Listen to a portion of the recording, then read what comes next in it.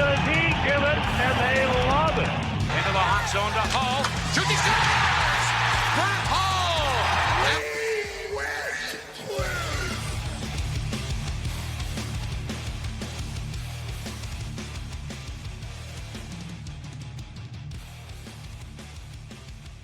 Well, welcome back to another edition of Ice Guardians.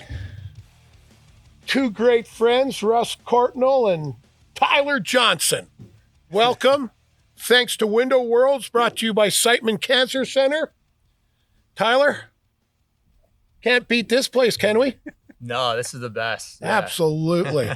Russ, welcome. Thank you. Thanks for having me back. Our best wishes to our friend Kelly Chase back home, recovering from a little procedure. He's doing well. I talked to him a couple times this week, and he sounds really good on the phone. Yep, So, absolutely, which is all we can hope for, pray for. yeah. Tyler, you're a local kid. Well, by the way, we're up here in beautiful Coeur d'Alene, Idaho at the Gozzer Ranch, our temporary studio for a few days, but you're a local boy. Yeah, I grew up in Liberty Lake here, so in between Coeur d'Alene and Spokane. So this is home. Growing up here had to be unbelievable, fishing and hunting and.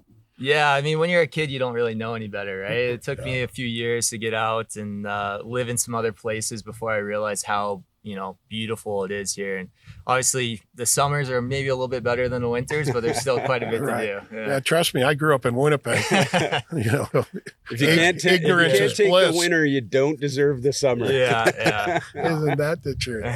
And so, growing up here playing small Liberty Lake, right? Like, where did you play hockey around here? Yeah, so when I was first started, the only rink was at Eagles up in Spokane. My mom learned to skate, so I had a pair of skates before I was even born. That was kind of my daycare. She just threw me on the ice and just let me fend for myself for a few years until Awesome. I could figure it out. And so we were doing that up at Eagles for a while. It was like a 45-minute drive both ways, and then they had a rink in Liberty Lake it built. Mark Rippon was one of the owners of it. Wow. Awesome guy. I know Marky. He's one of the best. Right. And, he built a rink out there, and my parents actually were the managers of it for a lot of years. So again, I just got to kind of, I lived there. Yeah, I was pretty good. They at always arcade turn out games. to be the best players, right? That's awesome. That's awesome. Yeah. That's Yeah, so- amazing. I met you up here because we bought up here followed Gretzky's and Gretz started telling me about you, this local kid that won your team won the American Hockey League, right? Championship? Yeah. My first year in the AHL, we won. Right. And before that, did you win the WHL? Did you win? Yeah, that? Spokane, the Chiefs. Yeah. Right. So I won Memorial Cup in 2008. My introduction to you was through Gretz. What an introduction. That's pretty good. And he kept talking about this kid. And then that's how we met was, through hockey here locally, what we've done for the rink here and stuff. But So it's an amazing career. My first NHL camp was with Phoenix when Gretz was the coach. Oh, actually. really? Yeah. So I went to rookie camp and then did well enough they invited me back to main camp. So that was fun. But then I talked to Gretz later in life, once I got to know him a little bit better. And I don't think he really remembered me there. So I don't know how good I did. Well, he knows you now. Yeah, you get those, and there's just so many guys. A ton. I remember, I quit hockey when I was 17, and my buddy said you should come up to Penticton up the road and try out. And I get there, and there's 109 guys. I mean, how are you ever supposed to stick out? But it worked out for me as well. But so from here, how do you get to Spokane? Not how do you get there, but with the Chiefs? Yeah, like what was the road? Yeah, was the league you were in competitive enough to have guys scouting that? Not really, I guess. So I played obviously my youth hockey in Spokane, and then my parents and my grandparents would take me up to Vancouver, British Columbia in the summers every weekend. And I'd play with the best kids in the Northwest. Like our team was unreal. We had we literally had tournaments where we had to switch our name because they wouldn't let us in the tournament because we were too good. So that like was the kids from North Shore Winter Club, all and the Burnaby Racket Club in Victoria. I coached in the. If you're talking about spring hockey. Spring hockey. Yeah. So I coached a couple teams, and we had Poppy Austin Matthews play on our team. We brought him up, and I had to convince the parents of British Columbia. We had a BC team called the BC Bruins. And Lawton was on that team. And I had to convince the parents to let this kid from Arizona come up and play. And he's 2 years younger. And they're like, no. And I just started lying to the parents. Our kids were 12. He was 10. And I said, he's the best player in the United States at 10. I was he probably lying, was, too, though. And then he probably, turned out to be, actually was. first game, he had 2 goals and 4 assists as a 10-year-old. Yeah. That spring hockey is phenomenal. They still do it? Yeah. Yeah. I lived in Vancouver. I never even heard of it. It was after you and I left. played. Yeah. But anyway, sorry to interrupt, but that spring hockey is amazing. And our team was awesome. We had all the best kids from, Vancouver, Washington, and then even Alberta. And then we had Jordan Eberle come one time. And, Of course you in the summer. So our team was incredible. We had quite a few guys make it to the NHL, and even just so I did that from 8 to 14 probably. Yeah. So that got me a little bit more exposure. Right. But with the Chiefs, they've seen me my whole life just being in Spokane. They knew who my family was. Bobby Brett's the owner. I played with his son growing up a little bit. So they kind of knew who I was. And then they drafted me in the 11th round, actually, in the WHL draft. There was teams that were passing up. So it was more of a courtesy pick. So they picked me up. Smart one. Yeah, I actually ended up breaking my collarbone maybe a month after the draft, and they dropped me. So I could have went to anywhere. I had Q teams calling me up just to go to camp or whatever. But I stuck it out with Spokane, and the rest is history. That's amazing. Back to that spring hockey though. What a great tool for kids to measure their how good they are. That's what I'm trying to say. You go there, you see kids from all over.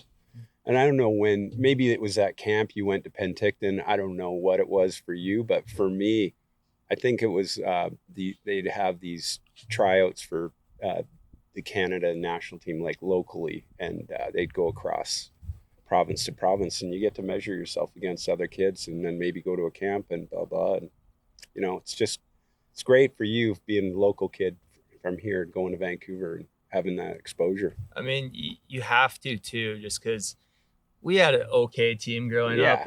We made it to nationals, I think, twice when I was younger, and that's kind of unheard of for Spokane teams. But I mean, compared to Burnaby Winter Club or a North Shore or something, they would North Shore Winter Club, boy. I was at the Racket Club in Victoria. I mean, they would have killed us, right? So my winter hockey was more, let's focus on my skills and, just kind of work on being a better player. So I'm ready for summer. Exactly. Summer was I tell every young kid that, their parents ask me, and it's what should we do to make our son better? I go, fundamentals. Yeah. Mm-hmm.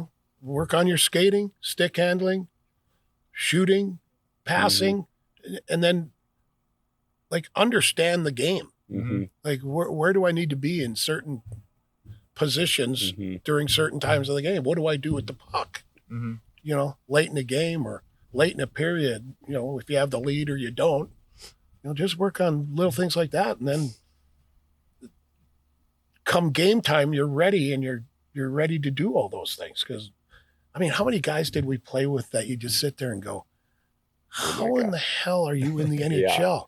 You have no idea how to play. No tools in the toolbox. Can't skate. And then how many guys had the unbelievable tools and no toolbox? God, just like skate fast, shoot hard, and have no clue how to play. It's crazy. My dad used to take Jeff and I to father and son on Saturday mornings, 5 a.m. to 7, and it was just scrimmage. And you play with all age groups. And that's where we developed all our skills, where to go. They've dropped the puck and back and forth, and it wasn't structured, so you got to be creative, and I just don't think there's enough creativity anymore that's so structured. And that do this drill this way, and don't you think, Tyler, the same thing now? Yeah, in the game, it's just robots. I think it's changing a little bit more now. Personally, I when I was playing in Tampa, we were robots, and I loved it. Like, it makes the game so easy. You know exactly where to go. Well, you it's also your eyes and also nice when plays. you're with Kucherov. Well, yeah, but you need to have some structure. I think creativity is great, but I was also in Chicago where we had zero structure, and you have to have a game plan. That just doesn't work. bedlam. So it's a little bit of both. But I mean, to your point, when I was younger, I remember I would skate with the Spokane Grinders, which is basically just a old rec league team, but it's like the best players in Spokane. They would get, the junior guys that would age out, or even a few of the semi-pros that would come back to Spokane and play. And I've played with them from like 9 to 13, 14, and just playing with them and actually seeing like they actually know hockey IQ. And let's be honest, those guys don't really want to skate, so they make the puck do the work. Yeah. I was like, you kind of learn a lot with that, right? It's a big difference. So that actually helped me. That's what my dad told me from day one when I was a kid. Let the puck do the work. Yeah. And the whole game is give and go. Mm-hmm. Get it, give it, go, give it, go. Yeah. Not give it gone. Yeah, not give it gone, You give right? it to some guys. Give it to them and it's gone. Yeah, Cliff. Yeah. Yeah. Poor Cliff. Right. Not that Cliff, though. But, we're going to take a quick break, and we're going to come back, and I want to hear about your Memorial Cup story. Let's do it. All right. We'll be right back. Siteman Cancer Center, Ice Guardians. I'm Brett Hull. I'm Kelly Chase. His whole career was checking everything that moved. Yeah, well, I'm still checking for cancer. Regular cancer screenings are an important way to take control of your health. Siteman Cancer Center will help you get started. Visit GetScreenedNow.com. Preventative screenings are one of the best ways to detect cancer early when it's easiest to treat. You ever check anyone? Nah, too busy scoring.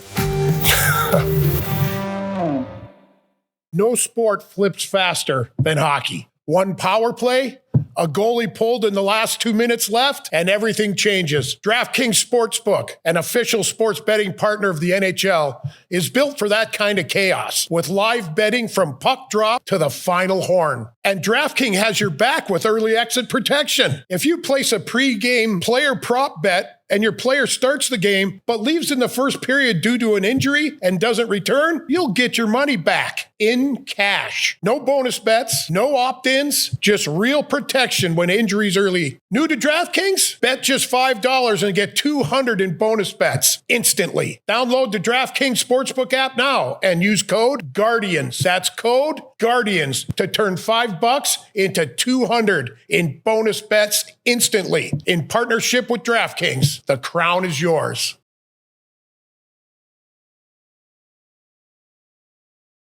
On the ice, the enforcer protects the team. At home, you need something to protect your house as well. That's why St. Louis trusts Window World for replacement windows, doors, and siding. Locally owned and operated since 2003, they've installed windows in nearly 80,000 homes. Their windows come standard with double strength glass, a lifetime warranty, including breakage. Listen, 60% of the appointments 2025 came from previous customers' referrals, and because people know that they deliver. Right now, get 0% APR for 36 months. Call 800-GET-WINDOWS for details about credit cost and terms. For new accounts, the APR for purchase is 29.99%, subject to credit approval. Welcome back. Brought to you by Window World, Siteman Cancer Center. Here with my two pals. And Tyler, we wanted to, you ended up playing junior in Spokane with the Chiefs, right? Mm-hmm. And what I think is one of the coolest things, and I went to college, so I never played, but winning the Memorial Cup to me would be the only thing about the Memorial Cup that bothers me is that the host team gets in no matter what, and that's bye. Yeah. I'm sure sometimes they're good enough, but a lot of times it's like it's an automatic win for every other team, right?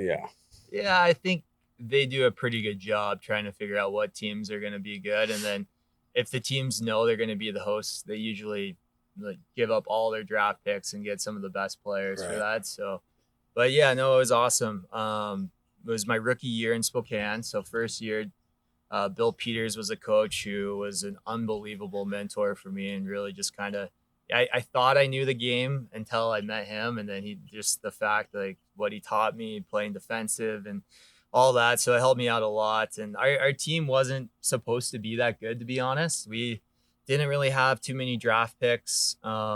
We had some good older guys, but I wouldn't say like the best in the league or anything like that. But what I do remember about that team is just how competitive we all were. Like we used to play soccer before practices, and about halfway through the year, they actually had to make us like stop playing soccer because we had too many fights. Guys were getting injured.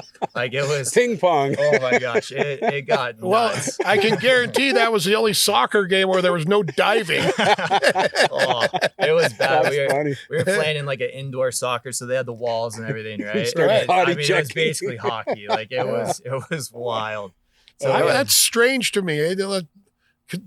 Because to me, that would be one of those sports where it's just ankle injuries, knee injuries, like there'd be tackles, there's fist fights, and we'd show up to practice and guys would have like a black eye or whatever. Like, what's going on? So Hully, do you remember when the guys started juggling the soccer ball before the games? The most embarrassing thing ever. But the Europeans brought it over. It wasn't. Well, yeah, North because Americans. Anders Hedberg and Ulf Nilsson used to do it in the Winnipeg Jets arena when I was a kid in 1975. So all of a sudden, midway through our careers, these guys started juggling balls as a warm up, and I'm like, what the hell are they doing?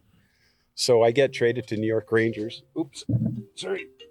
He was the one that said silence. I know. My family. I can't turn the family off. Anyways, I get traded to New York Rangers in '97 with Esa Tikkanen. Absolutely. And so it's Mark Messier's our captain and Gretz is there. And we lose a playoff game. And Mess stands up in the locker room after the game and starts giving us shit.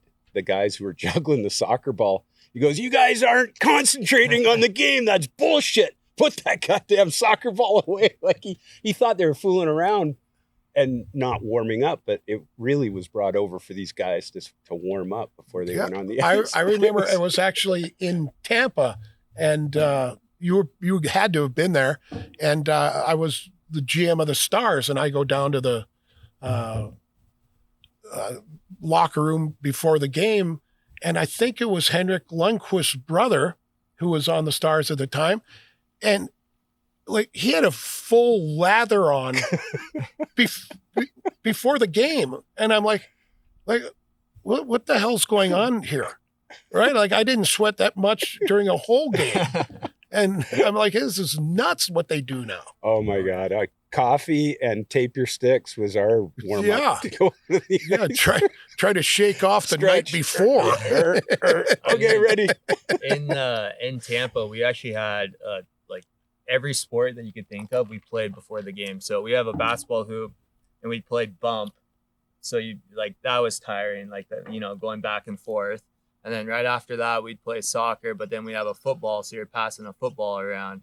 So you're doing everything before the game. But it gets a little tiring though. I used to get nervous when I'd see the goalies practicing catching the ball. I'm like, you can't catch? Oh, God. Like what? Yeah, off the wall, right? Yeah, I played with Doug Dadswell, who was an awesome guy in Moncton, and he never played baseball his whole life growing up. And where did he play? I think he played at Cornell, maybe, but he was drafted by the Flames. Okay. And awesome guy, but like he never. And so they made him practice catching. Oh, right. Yeah, and it was just bizarre to me. Like, doesn't everyone play baseball growing up? Yeah. When we're growing up, Yeah. summer, everybody. Even in Winnipeg. Yeah. No, you'd wait for that first snow to melt. It'd be like that. You'd go down the street and every garage door had tennis ball marks on it. My mom hated it. There's some good baseball players, Gretz being one of them. Yeah. I think he tried out for the Blue Jays. I think they offered him a contract. Really? $250,000, if I'm correct. Yeah, and then his dad said no. Well, and then there Probably was a smart decision. Glavin was drafted by the Kings, Dan Glavin, the Hall of Fame pitcher. Yeah. He's a great guy too.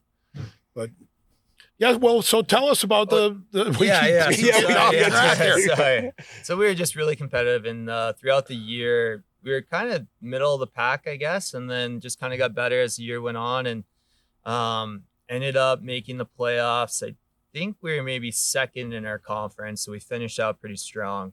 Our playoffs were intense. And another theme with our team is we basically just beat every team up. Like we had some sound real like tough the Blues. Guys. Yeah, we had some really tough guys. Did you have Link? Link. We had the Let's. So oh yeah. But this guy, like our team, we had. I mean, in junior hockey back then, line brawls weren't necessarily a thing, but we had probably 3 or 4 that year, which is kind of crazy for those teams. And so yeah, we just went through playoffs. We had an insane 7-game series against Tri-Cities that even to this day was one of the toughest series I think ever been a part of. Like it was just back and forth. No team won 2 games in a row. It was just crazy. And ended up going to Memorial Cup. Was in Kitchener, Ontario. Hence Kitchener. That's who you beat in the finals, right? And they were the host. They were good though. Right? They were really good. Yeah, they had a lot of NHL draft picks. I remember we were watching TSN before Memorial Cup started, and they were talking about what teams are going to be first to fourth. They had Kitchener at number 1. Gatineau was going to be number 2. Giroux was on the team. I think he had like 100 points in playoffs already. Like it was insane. Wow. And then 3rd was going to be Belleville. And I still remember the announcer goes, and the Spokane Chiefs, like, thanks for coming out. I'll see you guys later. And all of us just looked at each other like, oh shit, are we that bad? Like we don't really know what's going on here. And so then we just went out there and we were a very, very good defensive team. That was kind of like our thing. Who was your goaler? Dustin Tokarski. So he played in the NHL for a little bit. I didn't know that name. Yeah. He was unbelievable. He actually won the Calder Cup with me in the AHL too. So we did both together. Wow. And he was incredible. And in that finals against Kitchener, I think we got outshot like 40 something to 10, and we ended up winning, I think 3-1 or 2-0 or something. How many did like you get? 0. I was straight defensive, so I was a shutdown guy. So no way. Oh yeah, I had to play against Tyson Azevedo was like their top guy, and I literally just shadowed guys. That was kind of my whole thing. So we throughout the playoffs always played against the top lines. It was me, Justin McRae, and Levko Koper, and our whole thing was we just didn't want to get scored on, but we also scored a few goals throughout it, so that was good too. Yeah. But, I played on one of those lines, Guy Carbonneau and Mike McPhee in Montreal, and we were damn good. Probably the best defensive line in the league. Yeah. But we, all 3 of us, would get 20 plus goals a year. Yeah. No one got over 30, but we were always 20. And you play against a good offensive line, and they'll give you the puck up eventually, and they're back. And they certainly aren't back checking. Yeah. They don't want to play defense. No. Yeah. So I can relate. What's to the defense? Shutdown There's line. there's no money in defense. There is now. Yeah. There is now. But just to add on to that, so I don't know if you know this or remember this, but when we won in Kitchener, our team was a team that broke the Memorial Cup. You remember that? No way. So our captain, Chris Bruden, was handing it off to Trevor Glass. And as he was handing it off, he had hand on both sides. And like the little nut that like keeps it all together just collapsed. So it falls on the ice, just shatters. Things go everywhere. And it's actually funny, the video that you watch, I'm right in the background and I just turn around and just cover my face. I'm like, oh my God, did that just happen? The entire crowd just starts booing us. Right? Like, no. They're like, oh my God, this American team comes in, breaks ruins the trophy. That's funny. Yeah. So that was always kind of a cool claim to fame that we're one of the only teams that's ever done that I know of anyways. Right. Well, that Stanley Cup's been dented and broken and Mike Keane broke it. Yeah. Right. He dove into the pool at Patrick Waugh's house and it broke. So still unbelievable year. Your final year junior, 100 and 35 points or something. Yeah, I don't know. Actually, something like Yeah, close, I yeah. looked at your stats. It was like 50 some goals and 60 assists, or 60 and 60, whatever it was, and not drafted. Well, I was 20 that year, so I couldn't get drafted. But I signed. It was in March is when you can sign as an overager. So I was able to sign then, and that year it was crazy. So before that year started, I went to Minnesota's camp as a 20-year-old, and I thought I was actually going to sign with them and just kind of get like a two-way, probably barely any money, right? Just to be an AHL player. I just kind of wanted to start something different, and went to that camp, actually hurt my AC joint, so I didn't play all of the games. And then the contract that they originally offered, they're like, actually, we're going to have you go back to juniors, and then we'll see how the year goes. So I actually went back. I was speaking with my dad. I was like, hey, I kind of just want to go to college. I don't really want to play hockey anymore. So I almost quit. Right. And I was going to be an anesthesiologist. So I was like, it's already going to be a lot of years of schooling. I don't really want to spend any more time if I'm not going to make it. And my dad's like, yeah, might as well just play one more year. It's only, 1 year. If you're to quit now, you never know what's going to happen. And so I ended up playing that year. And then when March rolled around for, being able to sign with teams, I think I had about 20 something NHL offers from all the teams. And all of them were max deals except for Minnesota. They had the same contract from before and thought they could do that. So that was a quick no, right? That kind of felt good to say no to that one. But so I was able to do that, and that was it. What made you pick Tampa out of all the other teams? Yeah, so that was kind of a crazy thing too. For me, thinking I was never going to play in the NHL, never do anything, and then all of a sudden talk to all these GMs and different scouting departments and going to dinners and getting wine and dined and, all that stuff, right? Just, it was absurd to me. But I do remember we were in Prince George, which is a beautiful town in the middle of winter, right? Like Tony Twist. Yeah. So we Jon Cooper. Yeah, we were in Prince George, and my agent goes, hey, make sure you have your phone on you. And I go, okay. And I was like, that's kind of weird, but, whatever. So all of a sudden I get a phone call, and it goes, hey, this is Steve Yzerman. I was like, oh, shit. Like, that's pretty cool, right? So he was talking to me for a little bit, and just everything that he said just made a lot of sense. He goes, hey, I don't care if you're a first rounder. I don't care if you're, undrafted. I don't care who you are. If you're a good player, you're going to make our team. He goes, all I want to do is win. I just want all the best players, all the guys that are going to help us compete. And he's like, I think you can be one of those. And I just want to let you know that whatever you decide, you're going to get a fair shot as long as you work hard. And that was important to me, because I think a lot of other teams, they try to say the right things, saying like, oh, well, you're going to get first line AHL, you're going to get first line this. Like, well, that doesn't work that way. That's like, right. Who It else, does not. Who else are you got to earn that. Yeah, right? exactly. So I thought that was awesome for what he said to me. And then at the very end, though, I thought was kind of just the, icing on the cake. He goes, hey, can I call your dad? And I was like, yeah, that'd be awesome. So he called my dad, and like my dad had tears when he called me afterwards. So I was like, that's pretty cool. That's fantastic. Yeah. Luckily, awesome. I got to play with Stevie in Detroit, and he's He's the unbelievable best. human The best, being. yeah. Absolutely. And unbelievable players. He was my centerman on the Gretzky tour. And they put me on left wing, never played left wing my life. And they said, can you play left? And I go, yeah, I can play left. I play with Stevie White. Yeah, I mean, He's just an awesome guy. Yeah. Like, he's a great human being, great family. Yeah. I love the guy. absolutely. And I only spent, I haven't spent a lot of time with him, but the time I have spent with him, he's just a quality human being. Yeah, I was Great guy. lucky. He was our GM in Tampa for, my first 5-6 years there or whatever. And whatever he said was his word, and he stood by it. I mean, he never lied to me one time. He told me the truth. I mean, if you're playing like shit, he's the first guy to tell you, hey, you're playing like shit. Like, I need better out of you. And then if you're playing well, he'd tell you that too. Yeah. Like, he was just awesome. Yeah, because did I hear the story about Kucherov when he called him a fat little bastard? I don't remember that, but that's probably true. Yeah, And then because he would. And Cooch, I guess, took it to heart and Went started training, training and then hard. became the unbelievable player he is still to this day. So. Yeah. Yeah, no, he was on board. Two guys I played for that were like that, like Stevie Y, were Pat Quinn and Sir Savard. Yeah. And they patted you on the back when you're playing well, and they booted you in the ass when you needed one. Yeah, kind of like Bob Gainey as well. And how weird is that? They all played for the Canadians. Yeah. The greatest organization ever, probably.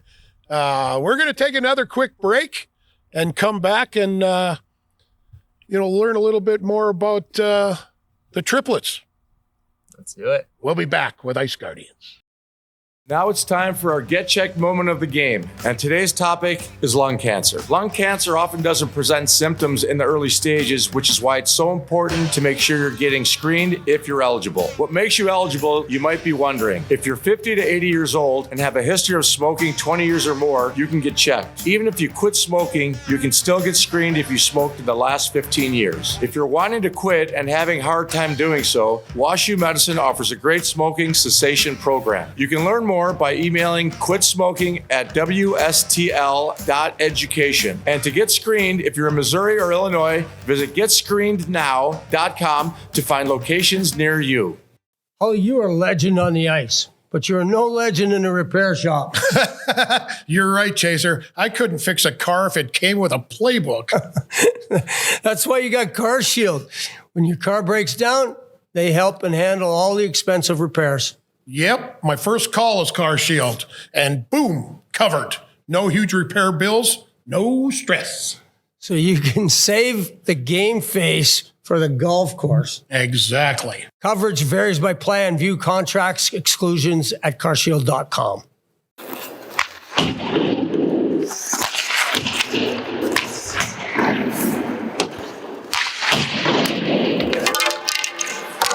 Hold on a second. I got it.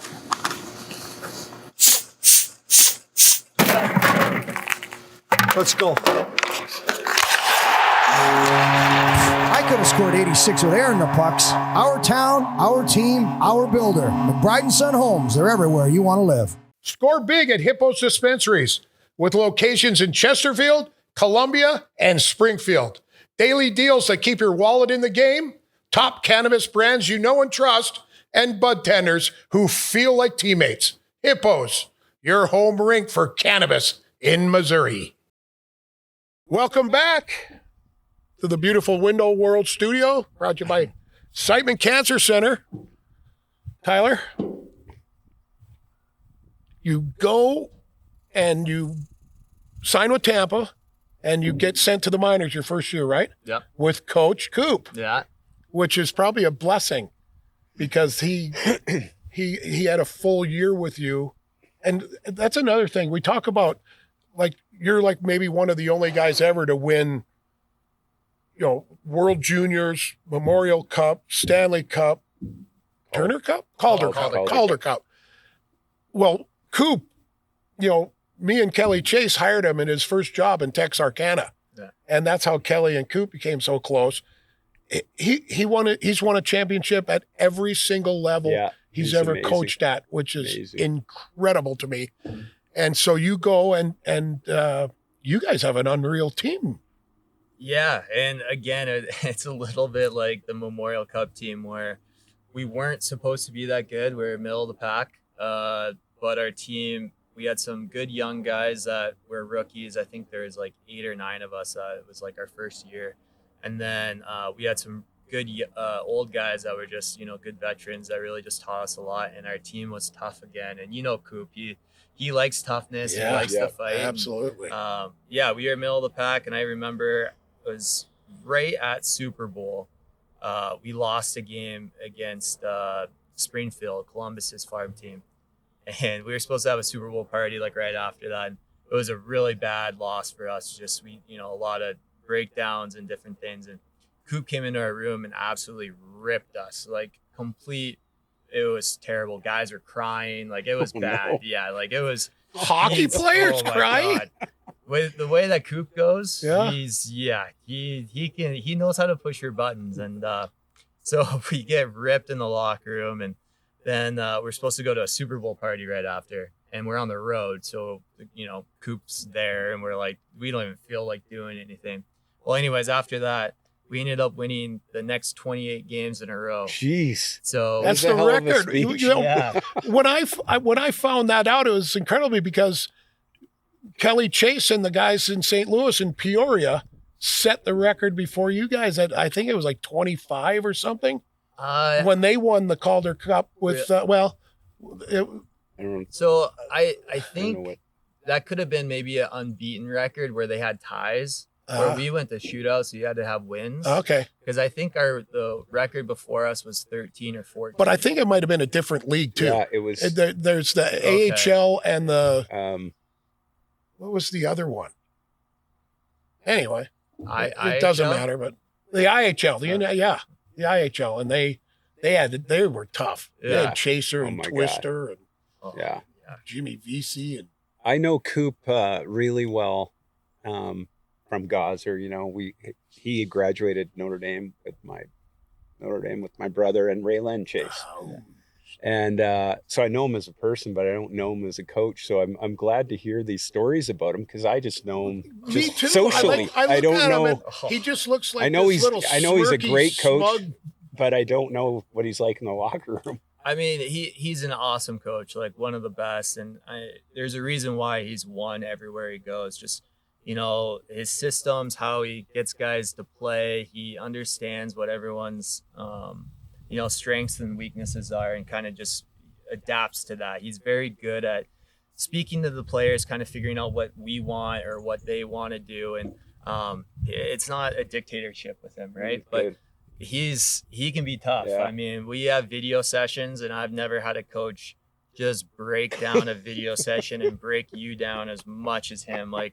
if you made a mistake, you might see that mistake 50 times. Just it's on a loop before practice and it just keeps on going and going. So you're tying your skates and people are still watching you mess up. And it's like, then you go take a pee, you come back 20 minutes later, you're still messing up. Like, yeah. And, you know, I know this story, and I think it was Chaser who told me it.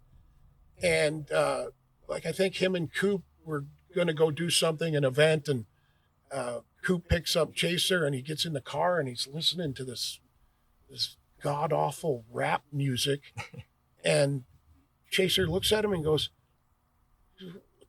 "You don't like this shit. You're a country guy. Yeah. Like, what are you listening to?" And he goes, "I have known that if I don't stay current with what my young players like, and I lose the connection." And I'm like, that is the most genius thing I've ever heard. I did talk to him about stuff like that, and he said that he tries to adapt to and learn from the young people. And I think a lot of coaches get recycled because their message gets lost, where he's not afraid to change as a coach, where a lot of coaches is like, this is it, this is me, and fire me after 4 years, I'll go to the next team, do the exact same thing, where Coop is smart enough to know that he's got to be able to be flexible. Well, and that, to me, I'm like, I never understood that about firing coaches. I go, like, they win the Stanley Cup and they fire them a year later. Yeah. They win the Super Bowl and they fire them a year. I'm like, it's the same guy. Like I always say, fire the GM or start with the scouts. Yeah. And then the GM. Yeah. The coach is only coaching the guys they give them. Yeah. Right? I always felt bad for coaches, except for the coaches I hated. It was almost every freaking one of them. Yeah, I mean, Coop was great because if you looked at, I had him in the AHL, had him in the NHL. Our system that we played is way different than what they're doing now. And it's literally evolved each year. And there'd be times where, we had a good year and then the next year we come back and we're in like a losing cycle or whatever it may be. And we'll just sit there in video room for 2-3 hours dissecting every single thing. And Coop will literally just sit there and be like, all right, well, this is what I want you guys to do, but what do you guys want to do? Like what's not making sense to you guys, or what's hard for you guys? And then we'd talk and be like, well, you want our left wing to be here, but it just doesn't make sense because now this is open or whatever. And he's like, all right, well, where do you want him to be? And then we'll talk about it. And then you'll be like, that kind of makes sense. Maybe not. He's like, well, how about this? And then we come to some sort of arrangement great. that we're like, all right, yeah. That's so So good. our system just kept evolving. We never had that, coach. No, do it. Do Yeah. it. It's my way or the highway. Right? So that's what I was saying. Like, we were robots because we knew every situation, but we also chose that situation. Like, we Sure. chose that we wanted to do that. So it helped out a lot. But he also gives you the freedom. Like I never understood like Ken Hitchcock in Dallas. Like, you know, it was great. We won the Stanley Cup, but like, good. Okay. Structure. Yeah. Everything's defense and safety, right? Chip it in, forecheck. You always have guys back. And it's like, okay, I get that. But when you guys have guys like Mike Modano with the puck and you don't allow them to use their creativity and skills, that always kind of drove me a little batty. Like, okay, he's bought into your system and your defense and structure. Well, now throw him a bone. Yeah, let him. Like when you get the puck, you go. Yeah. You go. Yeah. Do And your so, thing. yeah. No, he is good at that. Obviously, you see Cooch being one of the best players in the world, and he's so creative, and his hockey IQ is off the charts. And, you know, there's times where he makes plays that you're just like, that was dumb. But at the same time, I can see Ken Hitchcock watching him play going, that's a willy-nilly play. Yeah. And there's times where you're like that, but at the same time, he makes that play again, and you're like, kid, that was just absolutely brilliant. I love watching him yeah. play. So Coop's good about, you know, reining them back every once in a while, but also allowing, you know, guys to make those plays. Well, you played with the triplets in your, like, early in your career and his. Mm-hmm. And did you see, and the Palat was probably the glue to that line, right? Because like it's like Lettinen with me and Modano. Mr. Reliable, right? Honest, hardworking, create the turnovers so you guys can get the puck and do your thing. Yeah. Right? And so, like, what year was he in when you started playing with him? It was Cooch's first year. Oh my God. So you guys were all just kids. Yeah. So it was what year was that? 2015. So that would have been my third year. I had like 14 games rookie season, then the next year after that. And Cooch came into camp that year. That was his first year. Obviously we knew how skilled he was. You can just see it. Yep. And he worked really hard on the ice, did, you know, all the little things right. And then he went down to the AHL, which was a big thing for Steve Yzerman, is just kind of letting everyone go down there and just, you know, you had to earn your stripes a little bit, right? Which I think going down to the AHL everybody should have to do that personally. I don't know. No thanks. Yeah. No thanks is right. And let me tell you, if that's your theory as a GM, you better have a guy like Coop who understands and is not a tyrant. Yeah. Because I've watched guys just get their careers ruined. Yeah. And it's like, get rid of this coach. That's not how you develop Need a players. teacher, not a tyrant.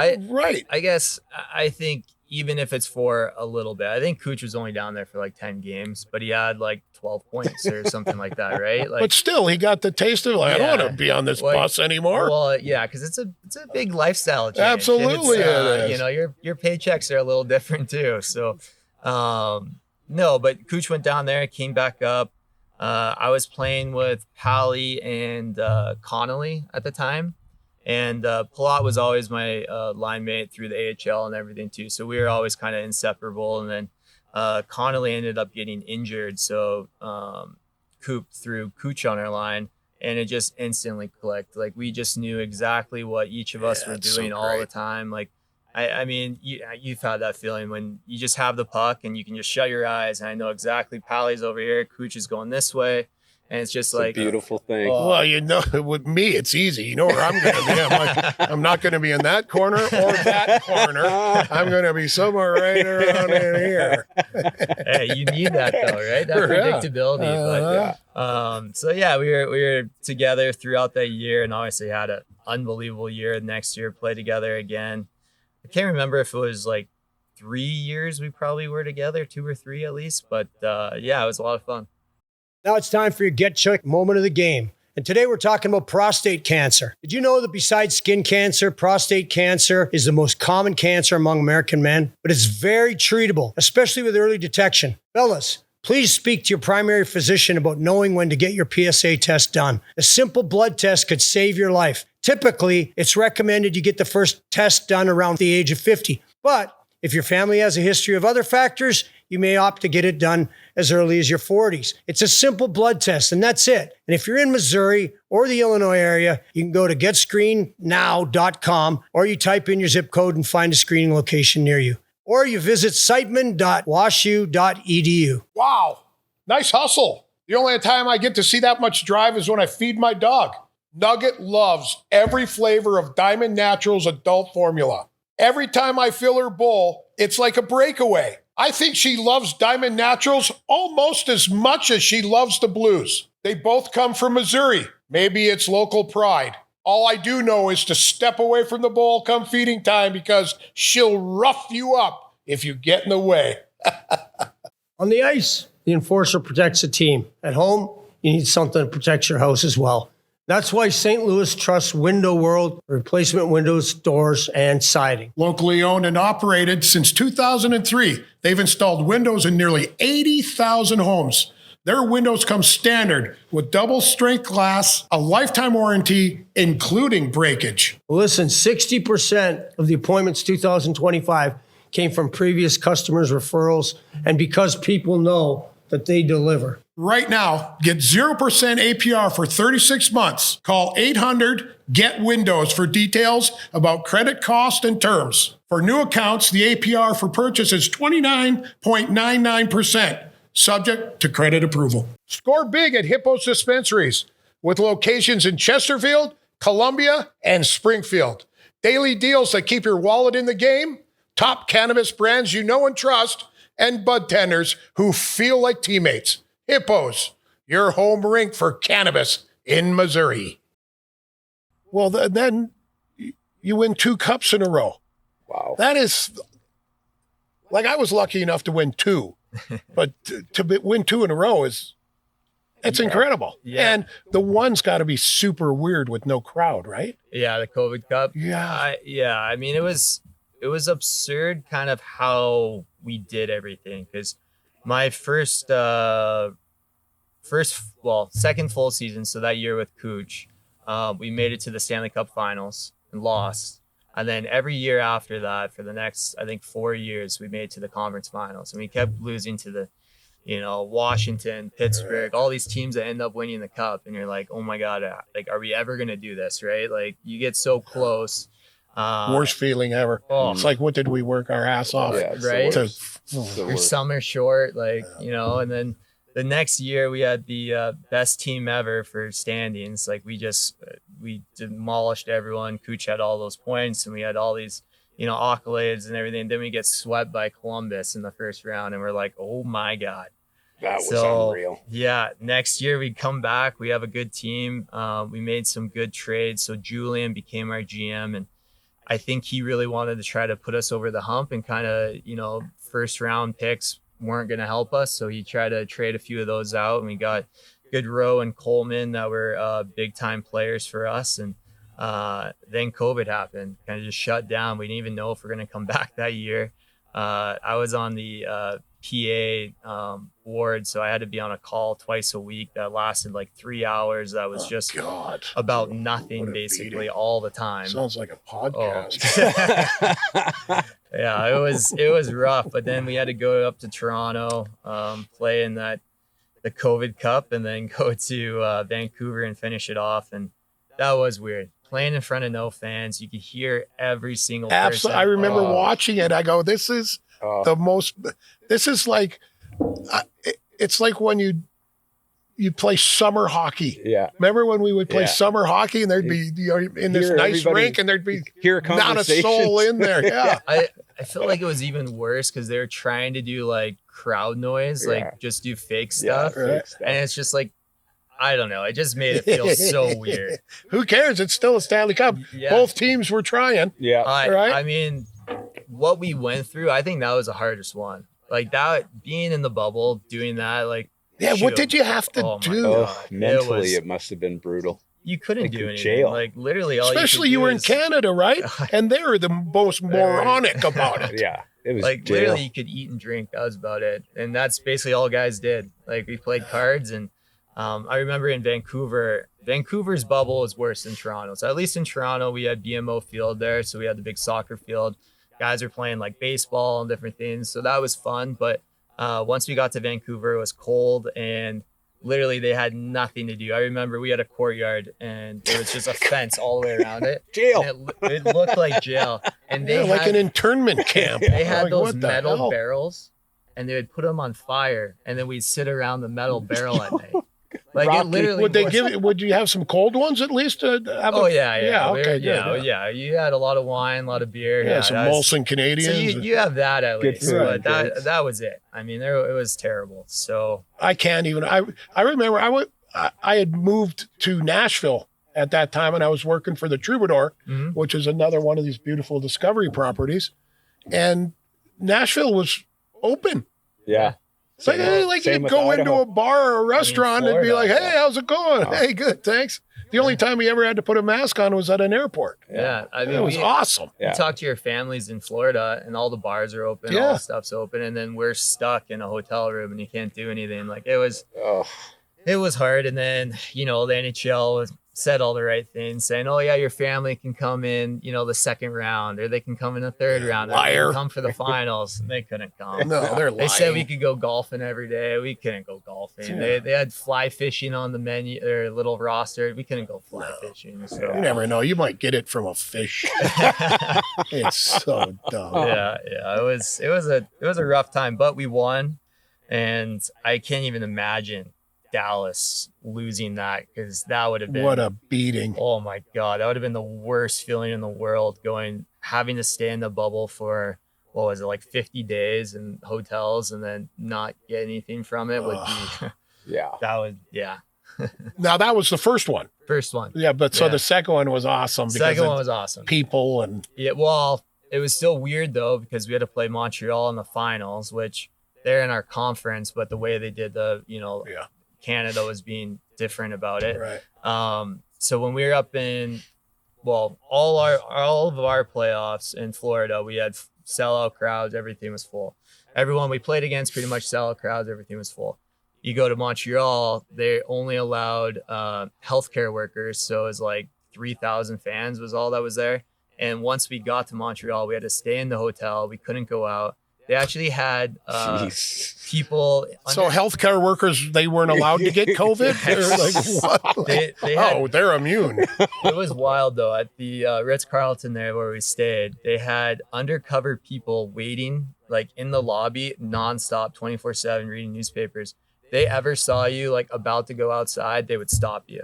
Wow. Like we weren't allowed to do anything. So- But then you go back to Florida and you can go to the bars Right. and all the other stuff. Like yeah. And people are trying to elect commies. Yeah. I People are live so in California. I know freaking all stupid. about It's it. unreal. Brutal. God. Couldn't go to the beach and play golf. Right. And now we're retired. Yeah. Yeah. Started a family. Congratulations. That's so Congratulations. awesome. Thank you. Yeah. He's about 3.5 months now. Yeah. So he's a little chunk. He's awesome. Yeah. It's the greatest feeling in the world. I bet. I remember those days.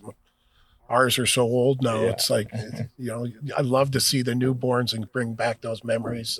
It's awesome. Yeah. I was going to say that earlier too about Russ, and I'm really great friends with Russ and his brother Jeff, and then I've got my son Jude and my two girls, and it's just like between my two girls and Russ and Jeff, it's like you'd almost wouldn't believe that they're brother and sister.